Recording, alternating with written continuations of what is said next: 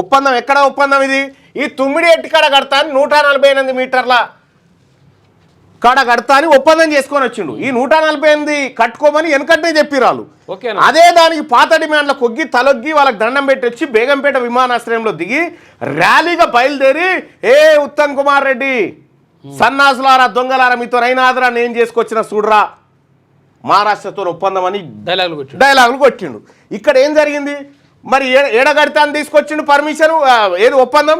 ఇగో 9 హెట్ కాడ కడతా అని తీసుకొచ్చిండు. మరి ఈడ కట్టానా? ఈడ కట్టలే. ఈడ కట్టకుండా ఇగో కాళేశ్వరం కాడికి వచ్చిండు మళ్ళా. ఎందుకంటే ఈడ కడితే ఆల్రెడీ 10,000 కోట్ల రూపాయల పనులు, ఇగో ఈ పైన ఉంది కదా, 10,000 కోట్ల రూపాయల కాలువలు అయిపోయినాయి. 21 మీటర్లు ఎత్తి ఊతల పోస్తే ఎల్లంపల్లిలో పడతాయి. మొత్తం దానికి అయ్యే ఖర్చు 38,000 కోట్లు మాత్రమే టోటల్. దీన్ని 38,000 కోట్లు ఖర్చు పెడితే మరి కమిషన్లు ఏడొస్తాయి? బాగా రావాలిగా కమిషన్లు, అంటే బాగా ఖర్చు పెట్టాలని ఈ కిందికి వచ్చి ఈ 21 మీటర్లు ఎత్తిపోస్తే ఇలా వాడేదాన్ని తీసుకొచ్చి 100 మీటర్ల ఎత్తిపోతలు పెట్టిండు. ఇక అట్లా ఎత్తిపోతలు పెట్టిండు.